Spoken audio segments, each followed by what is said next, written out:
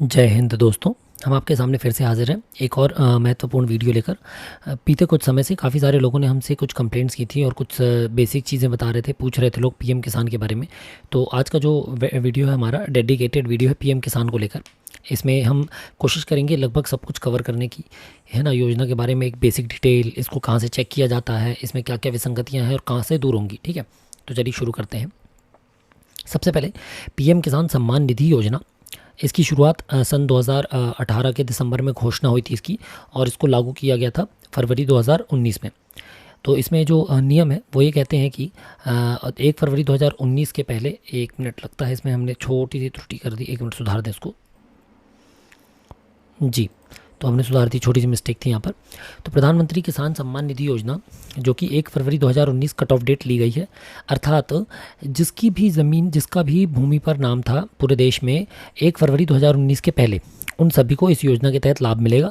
लाभ के अंतर्गत साल में 3 बार 2-2 हज़ार रुपये की किश्तों के अनुसार आपको साल का 6 हज़ार रुपये किसान भाइयों को मिलेगा, जिससे किसान भाई खाद बीज या उनके जो भी उर्वरक संबंधी छोटी मोटी सहायता आर्थिक रूप से शासन उनकी करेगी। ठीक है, इसमें अभी तक 18 किस्तें दी जा चुकी हैं, जिसमें अंतिम किस्त वाशिम महाराष्ट्र से माननीय प्रधानमंत्री महोदय ने 5 अक्टूबर 2024 को खातों में डाली थी। अब ये जो सभी किसान भाई के पात्र परिवार हैं, उनमें से किसी एक मुखिया को दी जाती है, और 1 फरवरी 2019 के बाद केवल मृतक जो हो गए हैं, जो किसान भाई मृतक हो गए हैं, उनके वारसानों को इसका लाभ दिया जाता है ना। ये सारे के सारे नियम आपको मिल जाएंगे। कहाँ पर मिल जाएंगे हम वो भी आपको दिखाते चलते हैं, ताकि ऐसा ना हो कि आप इकट्ठे बोलें कि कन्फ्यूजन है। ये पीएम किसान की वेबसाइट है pmkisan.gov.in, इसमें आप जाएंगे, ये लेटर्स और सर्कुलर्स पे दिया हुआ है। लेटर्स और सर्कुलर्स पे जैसे ही आप क्लिक करेंगे, इस तरीके से आपको सारे पत्र देखने को मिल जाएंगे। ठीक है, ये देखिए यहाँ पर सारे पत्र हैं। सरकार का पहला पत्र, दूसरा पत्र, फिर चौथा पत्र, फिर कौन कौन पात्र होंगे, कौन कौन अपात्र होंगे, है ना। वेरिफिकेशन क्यों होना है, कैसे होना है, ये सारी जानकारी इसमें दी हुई है ना। यहाँ से आप चाहें तो भाषा भी बदल सकते हैं। ये देखिए, ये हमने हिंदी कर दिया इसको। ये अब पत्र सर्कुलर पे आप जाएंगे तो लगभग आपको पत्र तो वैसे इंग्लिश में ही हैं सारे, फिर भी कुछ पत्र आपको हिंदी में इसमें मिल सकते हैं। तो इस तरीके से हिंदी में भी ये वेबसाइट उपलब्ध हो जाएगी, जैसे आप यहाँ से आप भाषा को परिवर्तित कर देंगे। ये है ना, ये हमारी मेन वेबसाइट है। इस पर हमको सहयोग पड़ेगा अभी, तो हम बाद में बताएंगे जब इसका सहयोग आएगा तब। अभी के लिए इतना ही काफ़ी है कि हमने वेबसाइट के अब आपको बता दिया, ठीक है, कि सारे नियम आपको कहाँ देखने को मिल जाएंगे।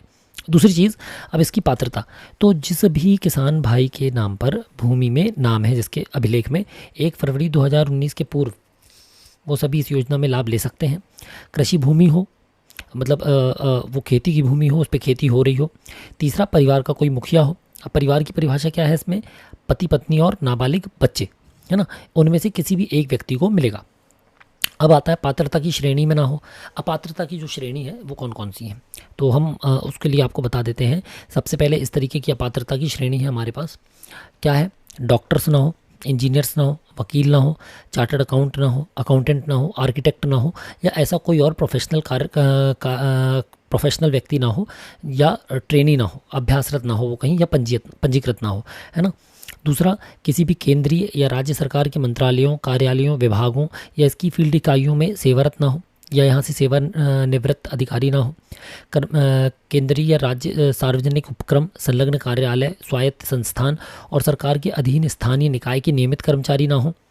आधार समग्र जिनका बनाया जाना प्रक्रियाधीन है, मतलब अभी यदि उनका आधार और समग्र नहीं बना है तो वो भी अपात्रता की श्रेणी में है। सदस्य की मृत्यु हो गई है तो वो अपात्र हो गया है।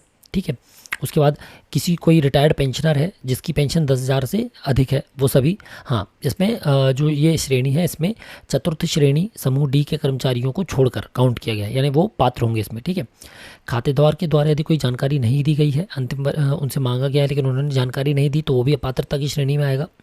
इसके बाद अंतिम मूल्यांकन वर्ष में आयकर का भुगतान यदि किया होगा तो वो भी अपात्र है। भूमि उपयोग कृषि भिन्न है, यानी डाइवर्टेड भूमि है, या अकृषि भूमि है जिसपे खेती नहीं हो रही है। उसके बाद यदि ज़मीन का क्रय, यानी ज़मीन खरीदी गई है कब, 1 फरवरी 2019 के बाद, तो वो भी अपात्र है। और कोई इंस्टीट्यूशनल लैंड होल्डर, यानी कोई संस्थागत भूमि है तो भी, है ना। अब ऐसा ना लगे आपको कि हमने कॉपी पेस्ट किया है, तो हम ये पोर्टल में ये इस तरीके से उपलब्ध है। ये सारे ऑप्शंस आप लेफ्ट साइड में देख सकते हैं। ये एमपी के सारा में उपलब्ध है और ये पीएम किसान के सारा में उपलब्ध है। पीएम किसान की वेबसाइट पे उपलब्ध है। कौन कौन से, सबसे पहले तो इसमें सुपर एन्यूटेड रिटायर्ड पेंशनर, जिनकी पेंशन भोगी हो, एम्प्लॉय जो कि सरकारी, केंद्र सरकार या राज्य सरकार का कर्मचारी हो, या पीएसयू के अंतर्गत काम कर रहा हो, है ना, भूमिहीन हो, धोखे से उसने पंजीयन करवा दिया है लेकिन उसके नाम पर कोई ज़मीन नहीं है तो ठीक है। उसके बाद परिवार की किसी एक मुखिया को मिल रहा है तो दूसरा व्यक्ति ऑटोमेटिक अपात्र हो जाएगा। इनकम टैक्स पेई है, आउट ऑफ स्टेट यानी मध्य प्रदेश के बाहर का रहने वाला है या उस क्षेत्र के बाहर का रहने वाला है, अंडर एज है, नाबालिग है, लैंड ओनर यदि 1 फरवरी 2019 के बाद में है, एनआरआई है, इंस्टीट्यूशनल यानी संस्थागत है, संस्था है कोई तो, रजिस्टर्ड प्रोफेशनल वही जो हमने आपको बताया, डॉक्टर, इंजीनियर, प्रोफेसर, वकील, है ना, ये सभी। लैंडलेस है यदि इसने ज़मीन बेच दी है तो। उसके बाद इनएलिजिबल है यदि लैंड का यूज़ एग्रीकल्चर के अलावा किया जा रहा है तो। और अनट्रेसेबल यानी कि उस व्यक्ति के नाम से पंजीयन तो है लेकिन वह व्यक्ति मिल नहीं रहा है, ना ही उसका वेरिफिकेशन हो पा रहा है, ना ही उसकी जांच हो पा रही है। तो ये सभी कारण अपात्रता है। ये एमपी के सारा ऐप में है और ये केंद्र सरकार की पीएम किसान पोर्टल ऐप में अपात्रता दिए हुए हैं। ठीक है, तो यहाँ से अब आप समझ गए होंगे कि यदि आप इनमें से किसी श्रेणी में आते हैं या कोई किसान आपके अंतर्गत इनमें से किसी श्रेणी में आता है तो वो इस योजना के लिए पात्र हो जाएगा, है ना। अब हम बताते हैं पीएम किसान का नवीन पंजीयन। चूंकि अभी एक्सएमएल जनरेट नहीं हो रही है तो राज्य सरकार द्वारा एक पत्र जारी किया गया जिसमें सेल्फ रजिस्ट्रेशन किया जा सकता है, लेकिन सेल्फ रजिस्ट्रेशन करने से पहले ये सारी शर्तें देख लें। उसके बाद ये देख लें कि उसका फॉर्म ना भरा गया हो, तभी वह व्यक्ति का फॉर्म भरें। और कोशिश करें जो हमारे किसान भाई हैं वो ये फॉर्म यदि भरना चाह रहे हैं या भरवाना चाह रहे हैं तो अपने पटवारी जी के माध्यम से भरवाएं, ताकि किसी प्रकार की कोई जानकारी विसंगति ना हो। क्योंकि इसमें जो एक सबसे बड़ी मिस्टेक होती है वो ये होती है कि जैसे आप किसी जगह के, आप मान लीजिए जबलपुर के रहने वाले हैं और आपकी ज़मीन भोपाल में है, तो आपने जबलपुर से यदि फॉर्म भर दिया तो बाद में वो वेरिफिकेशन के लिए, लैंड सीडिंग के लिए जबलपुर में आएगा, और ऐसे में भोपाल में आपको लाभ शुरू में तो मिल जाएगा लेकिन बाद में वो लैंड लिंकिंग में फेल हो जाएगा। इस कारण आपको दिक्कत हो सकती है। तो अतः कोशिश करें जहाँ पर आपकी ज़मीन है वहीं के पटवारी जी को दस्तावेज उपलब्ध कराकर आप इसको भरवा सकते हैं। ठीक है, तो क्या करना है, आपको आधार नंबर, मोबाइल नंबर डालना है। यहाँ पर आप ओटीपी एक बार डालेंगे तो एक ओटीपी आ जाएगा, फिर दोबारा कैप्चा डाल के जब अप्रूव करेंगे तो आधार का ओटीपी आ जाएगा 6 डिजिट का। जैसे उसको डालेंगे इस तरीके का हमारा पेज खुल जाएगा। इस पेज में आपकी बेसिक इन्फॉर्मेशन आपको देखने के लिए मिल जाएगी। इस बेसिक इन्फॉर्मेशन में आपका नाम, पता, डेट ऑफ बर्थ, है ना, ये बेसिक जानकारियाँ मिल जाएंगी। यहाँ पर आप जाएंगे, जैसे ही आप आगे जाएंगे तो यहाँ से आप इसमें लैंड का टाइप चुन सकते हैं कि 1 से 2 एकड़ की ज़मीन है या अदर्स है यानी उससे ज़्यादा है तो। ठीक है, फिर यहाँ पर आप ऐड पे क्लिक करेंगे तो आप ज़मीन की जानकारी को ऐड कर सकते हैं। ये देखिए, अब ज़मीन की जानकारी पे जैसे ही आपने क्लिक किया वो आपसे 2 ऑप्शन पूछ रहा है कि क्या 1 फरवरी 2019 के बाद की है या पहले की है। यदि बात की आप चुन रहे हैं तो ये ऑप्शन से में से कोई एक चुनेंगे, और पहले का चुनेंगे तो कोई ऑप्शन, जैसे पैतृक ज़मीन है, छूट गई थी तो एंसेस्टर लैंड चुन लीजिए। फौती की है, पिता की है या पति की है तो ये डेथ चुन लीजिए। परचेज़ किया है आपने, लैंड खरीदा है तो ये चुन लीजिए, तो ऑटोमेटिकली वो अपात्रता की श्रेणी में चला जाएगा यहीं से। ठीक है, दान में मिली है तो भी अपात्रता की श्रेणी में चला जाएगा। इस तरीके से लैंड वेस्टिंग यानी आपको किस तारीख से आपने उसमें स्वत्व आपका है ये चुन लिया आपने, यहाँ पर ऐड करके सेव कर देंगे तो इस तरीके से आपकी ज़मीन की जानकारी आपके सामने यहाँ दिखने लगेगी। ठीक है, ये देखिए आपके सामने ये जानकारी दिख रही है। इसको आप डिलीट भी कर सकते हैं या फिर और ज़मीन की जानकारियों को जोड़ भी सकते हैं। अब ये तो हमने देखा सेल्फ रजिस्ट्रेशन से। इसके अलावा 2.0 में भी काम हो रहा है, एक्सएमएल जनरेट हो रही लेकिन उसमें थोड़ा समय लग रहा है ना, पोर्टल उसका दिक्कत कर रहा है। फिर भी हम एक बार आपको रिवीजन करा के बता देते हैं कि 2.0 में कैसे फॉर्म भरना है। सबसे पहले आप लॉगिन करेंगे, लॉगिन में जाएंगे तो व्यू एडिट का ऑप्शन दिखता है। व्यू एडिट में आप इस तरीके की जानकारियों को भर सकते हैं। यहाँ पर आप जाएंगे, व्यू एडिट में जैसे ही आप जाएंगे ये जानकारी भर देंगे, यहाँ पर सेव कर देंगे तो एक इसका रजिस्ट्रेशन नंबर जनरेट हो जाएगा। फिर ये 3 नंबर, ये 5 नंबर, फिर ये 9 नंबर और 11 नंबर, है ना, ये 3, 5, 9, 11 याद रखिएगा बस, इससे आपको दिक्कत नहीं जाएगी, है ना। फिर फार्मर मार्क्ड एज एलिजिबल में आप जाएंगे जैसे ही तो यहाँ पर आप उस व्यक्ति को एलिजिबल कर दीजिए। अब एलिजिबल के कारण दिए हुए हैं, किस कारण से कर रहे हैं, और यदि कुछ दिक्कत आ रही हो इसमें, यदि ये नहीं हो पा रहा है और ये व्यक्ति का पहले से नाम है तो आप डायरेक्ट भी नीचे वैलिडेट पे क्लिक करके भी इसको बढ़ा सकते हैं। ठीक है, इसको जैसे ही आप बढ़ा देंगे आगे जाकर तो भी ये आपका उस पर चला जाएगा। कहाँ पर चला जाएगा, क्रिएशन पे चला जाएगा। अब जो समझने वाली बात है वो ये है, यदि इस व्यक्ति का समग्र आईडी आप ही के ग्राम का है तो ये आप ही के पास यहाँ पर फैमिली क्रिएशन पेंडिंग में आ जाएगा, और यदि इस व्यक्ति का समग्र कहीं और का है तो ये वहाँ के पटवारी जी के पास चला जाएगा, है ना। तो इस व्यक्ति का समग्र चेक कर लीजिएगा और इस व्यक्ति को भी बता दीजिएगा कि आपका समग्र कहाँ का है, तो आप उसको बता देंगे तो वहाँ पर पटवारी जी से बात करके वहाँ पर फैमिली को क्रिएट करवा लेगा। फैमिली क्रिएशन में जैसे ही आप क्लिक करेंगे, है ना, ये तो एक्सएमएल का स्टेटस हम देख सकते हैं। इसके बाद फैमिली क्रिएशन पे आप जैसे ही क्लिक करेंगे, सबसे पहले इस ऑप्शन पे क्लिक करें, नया परिवार बनाएं। जैसे ही आप नया परिवार बनाएं पे क्लिक करेंगे, जिस किसान का आपको परिवार बनाना, जैसे इसी पे हमने क्लिक किया तो यह परिवार की सूची आ गई। इस व्यक्ति को हमने इस फैमिली हेड पे क्लिक किया, मुखिया बना दिया इसको, और मुखिया बनाकर जैसे ही हम इसको क्या करेंगे, क्रिएट फैमिली करेंगे, ये मुखिया बन जाएगा। मुखिया बनाने के बाद ये कहाँ चला जाएगा, वेरीफाई फैमिली में, है ना, या फिर यहाँ से भी ये इस पे चला जाएगा वेरिफिकेशन में। कई बार ये डायरेक्ट यहाँ जाता है, कई बार वेरिफिकेशन में सेकंड स्टेप पे, विजिबिलिटी के लिए है। इसके बाद आप इसको यहाँ से देख के क्या कर देंगे, ये देखिए वेरीफाई फैमिली में क्लिक किया आपने, जैसी ये सेंड ए फैमिली टू तहसीलदार में चला गया। यहाँ से आप इसको पेंडिंग टू अप्रूवल एट तहसीलदार, तो तहसीलदार की आईडी पे क्या होगा, ये जानकारी भर जाएगी। अब आप इसको देखिए कि यदि तहसील स्तर पे, ब्लॉक स्तर से किसान की जानकारी भर दी जाती है तो भरी हुई जानकारी को XML के माध्यम से अग्रेषित किया जाता है।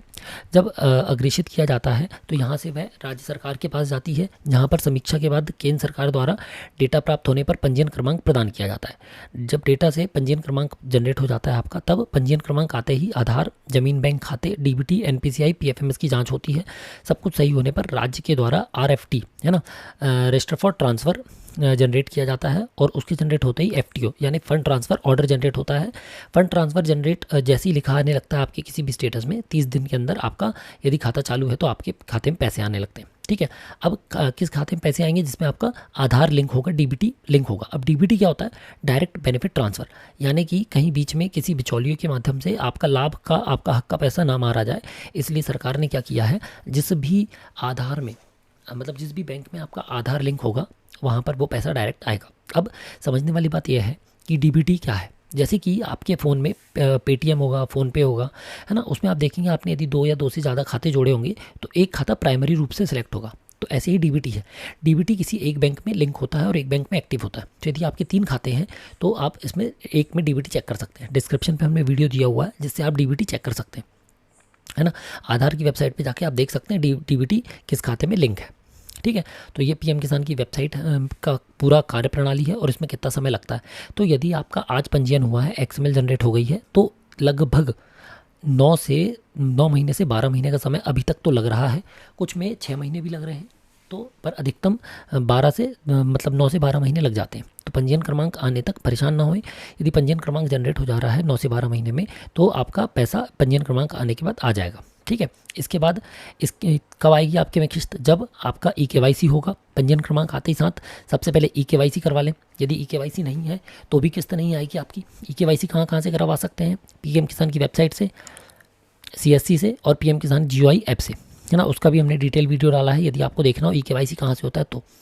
दूसरा है यदि आपके बैंक में DBT होना अनिवार्य है, और तीसरा है आपकी जो PM किसान पंजीयन है उसमें LR लिंकिंग होना अनिवार्य है। ठीक है, ये हमने आपको बता दिया।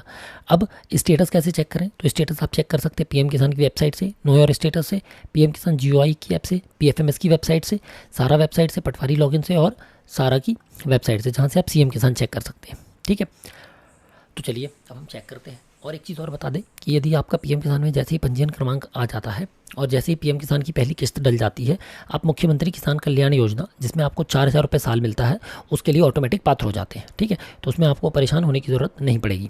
अब हम आते हैं, एक बार आपको प्रैक्टिकल में दिखा दें। ये है PM किसान की वेबसाइट आपकी। यहाँ पर ये दिख रहा है आपका नो योर स्टेटस। यहाँ से आप अपना स्टेटस खुद चेक कर सकते हैं। जैसे ही आप इस पर क्लिक करेंगे आपको रजिस्ट्रेशन नंबर डालना है, कैप्चा डालना है, तो आपका जो रजिस्टर्ड मोबाइल नंबर है उस पर स्टेटस चला जाएगा। ठीक है, वहाँ से आप स्टेटस देख सकते हैं। 4 चीज़ों में स्टेटस देखने को हमको मिलता है। पहला किसान की जानकारी, दूसरा उसका NPCI, DBT और LR लिंकिंग की जानकारी, तीसरा है एलिजिबिलिटी, अपात्र तो नहीं है, चौथी जानकारी है उसकी किस्तों की जानकारी। ठीक है, यदि आपको ये नहीं मालूम है रजिस्ट्रेशन नंबर आपका, तो आप नो योर रजिस्ट्रेशन नंबर पर क्लिक करेंगे तो आपका मोबाइल नंबर या आधार नंबर डालेंगे और यहाँ पर कैप्चा डालेंगे। जैसे ही गेट मोबाइल OTP डालेंगे तो आपका ये आ जाएगा, किस्त आ जाएगी, वो आपका रजिस्ट्रेशन नंबर आ जाएगा। उसके माध्यम से आप नो योर स्टेटस कर सकते हैं। अब हम आते हैं इसमें, यदि मान लीजिए आप रजिस्ट्रेशन नंबर डाल रहे हो, मोबाइल नंबर अपडेट नहीं है, तो आप यहाँ से जाकर, है ना, कहाँ पर ये आपका दिख रहा है अपडेट मोबाइल नंबर, इसमें अपना मोबाइल नंबर अपडेट कर सकते हैं। यहाँ से आप अपना मोबाइल नंबर अपडेट करके अपना मोबाइल नंबर चेंज कर सकते हैं। जैसे ही आप इस पर क्लिक करेंगे आपका रजिस्ट्रेशन नंबर मांगेगा। यदि आपको रजिस्ट्रेशन नंबर नहीं मालूम, आधार नंबर मांगेगा। आधार नंबर डालते ही साथ आप यहाँ पर मोबाइल नंबर डालेंगे और सर्च करेंगे तो आपका रजिस्ट्रेशन नंबर वो आ जाएगा, क्या रजिस्ट्रेशन नंबर आ जाएगा, जिसमें आप मोबाइल नंबर डाल के अपडेट कर सकते हैं। इसका भी डिस्क्रिप्शन पे हमने डिटेल वीडियो डाला है कि आप अपना मोबाइल नंबर कैसे अपडेट कर सकते हैं। ठीक है, तो ये हमने बता दिया आपको। इस वेबसाइट से आप कैसे चेक कर सकते हैं। eKYC का ऑप्शन ये दिया हुआ है, डायरेक्ट आप यहाँ पर eKYC में क्लिक करेंगे, अपना आधार नंबर डालेंगे, OTP डालेंगे। यदि आपका मोबाइल नंबर लिंक है तो डायरेक्ट OTP के माध्यम से आप eKYC कर सकते हैं। यदि आपका OTP मोबाइल लिंक नहीं है तो आप बायोमेट्रिक के माध्यम से कर सकते हैं। ठीक है, तो ये हमने देखा एक। इसके बाद एक ऑप्शन है जो हम बता रहे थे, ये डैशबोर्ड पटवारी जी के आईडी में ये एक ऑप्शन है, ये खुल रहा है, 1 मिनट है ना, इसको खुल जाने देते हैं। तो जब ये खुलेगा तो इस तरीके का ऑप्शन आ जाता है हमारे पास, है ना, यह पात्रता के ऑप्शन है। 1 मिनट खुल जाने दीजिए, इसको खुल रहा है तब तक हम इसमें एक देखते हैं, एक और ऑप्शन है सारा में, है ना, जो हम बता रहे थे स्टेटस देखने के लिए। तो ये देखिए मुख्यमंत्री किसान कल्याण योजना करके यहाँ से आप देख सकते हैं किसान कल्याण योजना की स्थिति। यहाँ पर आधार नंबर, बैंक खाता और रजिस्ट्रेशन आईडी डालेंगे, कैप्चा डालेंगे, सर्च करेंगे तो आपके पास सीएम किसान का डेटा दिख जाएगा। ठीक है, ये हो गया हमारा एक ऑप्शन। ये थोड़ा, हाँ ये खुल गया, ये देखिए अब ये चेक पीएम किसान स्टेटस है, यहाँ से भी आप स्टेटस देख सकते हैं। यहाँ पर आप क्लिक करेंगे, आधार नंबर डालेंगे, है ना। ये पीएम किसान आईडी वो है जो पीएम किसान का फॉर्म यहाँ पर भरते हैं पटवारी जी, तो पटवारी जी को एक पीएम किसान आईडी मिलती है, उस आईडी से आप चेक कर सकते हैं। ये रजिस्ट्रेशन नंबर नहीं है तो यहाँ पर कंफ्यूज ना हो, वो जो 1026-16 ऐसे करके एक नंबर मिलता है, वो यहाँ पर डालेंगे, सर्च करेंगे तो स्टेटस पता चल जाएगा। आधार नंबर डालेंगे तो पता चल जाएगा। ठीक है, एक चीज़ और क्या थी, PFMS, तो वो हम आपको बता देते हैं। 1 मिनट,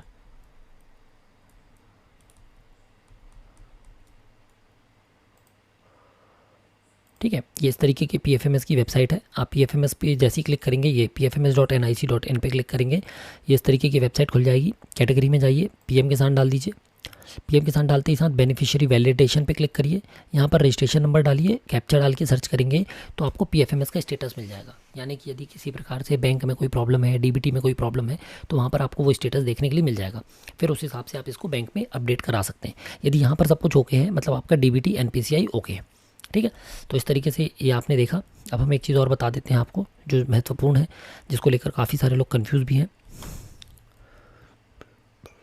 वो ये है। ठीक है, आप ये देख सकते हैं इस तरीके का स्टेटस दिखता है कई बार कि प्रोफाइल नॉट कंप्लीट, ये तो ये सर्वर की एरर है। यदि भूमि स्वामी का नाम भी नहीं दिख रहा है तो ये सर्वर की एरर है ना। ये थोड़ी देर से अपडेट करके साइट चलती है, तो इसमें देख सकते हैं। दूसरा, यदि इस तरीके से XML आपको दिख रहा है, नाम दिख रहा है, जैसे आधार नंबर आपने डाला, ये XML की डेट आपको दिख रही है 19/7/23, 20/6/23, है ना। प्रोफाइल फॉर्म कब भरा, किस पटवारी जी ने भरा, उनका मोबाइल नंबर, समग्र क्रिएशन कब हुआ, XML कब जनरेट हुई। तो यदि आपकी XML भेजी जा चुकी है, ये डेट आपकी दिख रही है, तो इसके बाद आपको परेशान होने की ज़रूरत नहीं है, क्योंकि जब तक ये इससे आपकी रजिस्ट्रेशन नंबर आने में और किस्त आने में लगभग 1 साल का समय लग जाता है। पर एक चीज़ और है कि आपकी जब भी किस्त आएंगी, आपकी सारी किस्त इकट्ठे आएंगी यदि आप पात्र हैं तो, है ना। तो इसमें बिल्कुल परेशान ना होए, घबराएं नहीं। बस हाँ, ये सारी चीज़ें चेक करवा लें जो हमने आपको बताई हैं कि ये सब ओके है या नहीं, ये सब अपडेट है या नहीं। ठीक है, इसके अलावा यदि किसी को 2.0 में या पीएम किसान में या सेल्फ रजिस्ट्रेशन में कोई दिक्कत हो, FTO में, RFT में कोई समस्या हो, कुछ और चीज़ें जानना हो, स्टेटस आप खुद नहीं देख पा रहे हो, तो हमको ज़रूर बताइएगा, हम आपकी मदद करने की कोशिश करेंगे। बाकी ये है, अभी के लिए आप अपना रजिस्ट्रेशन ज़रूर चेक कर सकते हैं, खुद चेक करना सीखें, खुद चेक करें, ताकि आपको भी पता चल सके कि क्या क्या समस्याएँ हैं, है ना। फिर जो समस्याएँ आ रही हैं उस पर हम ज़रूर डिस्कस करेंगे अगली बार। फिर मिलते हैं हम अपने अगले वीडियो में। तब तक हम आशा करते हैं हमारे नए साथियों को, हमारे किसान भाइयों को इस वीडियो से फिर से एक रिवीजन हो गया होगा और एक मदद मिली होगी। डिस्क्रिप्शन पे हमने इस पीएम किसान के लगभग सारे वीडियो LR लिंकिंग के संबंध में या अन्य के संबंध में हमने डाले हुए हैं, आप उससे भी चेक कर सकते हैं। ठीक है, तो मिलते हैं दोस्तों अगले वीडियो में, तब तक के लिए जय हिंद।